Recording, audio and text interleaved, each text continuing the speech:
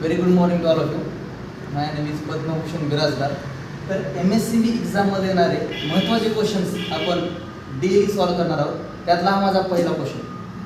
तर दिलेल्या सर्किटमध्ये आपल्याला काही रेजिस्टर्स आणि बॅटरी दिलेली आहे आणि या सर्किटमधून फ्लो होणारा करंट I हा आपल्याला विचारलेला आहे. तर एक्झामिनेशनमध्ये आपल्याला अशा प्रकारचे बरेच क्वेश्चन बघायला मिळतात. त्यातला हा एक क्वेश्चन. तर क्वेश्चन डोळ्यासमोर आल्या आल्या तुमच्या थॉट प्रोसेसमध्ये तुमच्या माइंडमध्ये पटकन एक गोष्ट आली पाहिजे, आपल्याला दिलंय काय आणि आपल्याला काढायचंय काय. जास्त विचार न करता आपण डायरेक्ट जाऊयात करंट I कडे.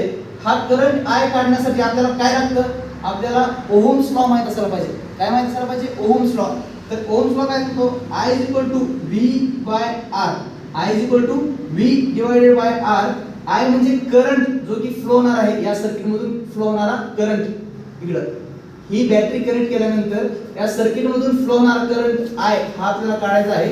आणि हे I करंट काढण्यासाठी चा फॉर्म्युला आहे voltage divided by resistance.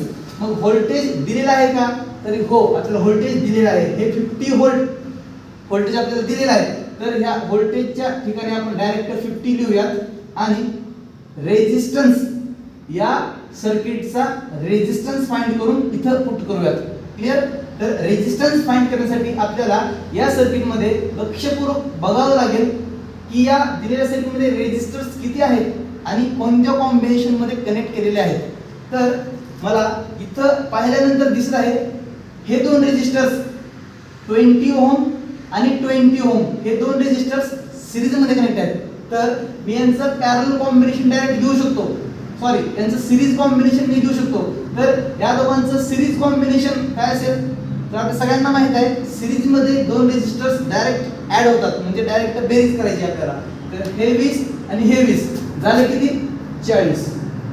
Okay, these two resistors are connected in series. त्यामुळे आपण डायरेक्ट ऍडिशन करून हे 20 आणि हे 20 40. परत हा उभा रेझिस्टर इथे घेतला 40 आणि परत हा एक उभा रेझिस्टर इथे घेतला 40. म्हणजे सर्किट मध्ये आपल्याला आता काय दिसलं? हे 20 आणि 20 सिरीज मध्ये होते, या दोघांचे ऍडिशन झालं हे 40. त्याचबरोबर हा उभा रेझिस्टर आणि हा उभा रेझिस्टर हे दोन रेझिस्टर्स 40 इथं कनेक्ट केलेले आहेत. त्यानंतर आपल्याला शेवटची स्टेप म्हणजे या तिघांचं पॅरलल कॉम्बिनेशन घ्यायचं आहे. तर या तिघांचं पॅरलल कॉम्बिनेशन साठी आपल्याकडे सिंपल फॉर्म्युला आहे 1/1 प्लस 1/2 प्लस 1/3. तर 1/1 40 आहे, R2 पण 40 आहे आणि R3 पण 40 आहे. तर 40 प्लस 40 प्लस 40. तर आता काय दिसलं आपल्याला? हा 1 as it is divided by हा 40 बेस सेम असल्यामुळे आपण एकाच ठिकाणी घेतला. तिघाचा आपण बेस सेम असल्यामुळे एकाच ठिकाणी घेतला आणि वरती काय राहतं? 1 + 1 + 1 3. 1 + 1 + 1 3. आणि याला जर आपण वरती घेऊन गेलो तर काय होईल? 40 डिवाइडेड बाय 3. हे काय आलं आपलं? रेझिस्टन्स. त्या रेझिस्टन्सची व्हॅल्यू जर इथं पुट केली तर आन्सर किती येणार आहे आपलं? 50 × 3 डिवाइडेड बाय 40. हे किती होईल? हे होणार आहे आपलं 0 कॅन्सल. 15 डिवाइडेड बाय 4 थोडा ampere current flow. Thank you so much.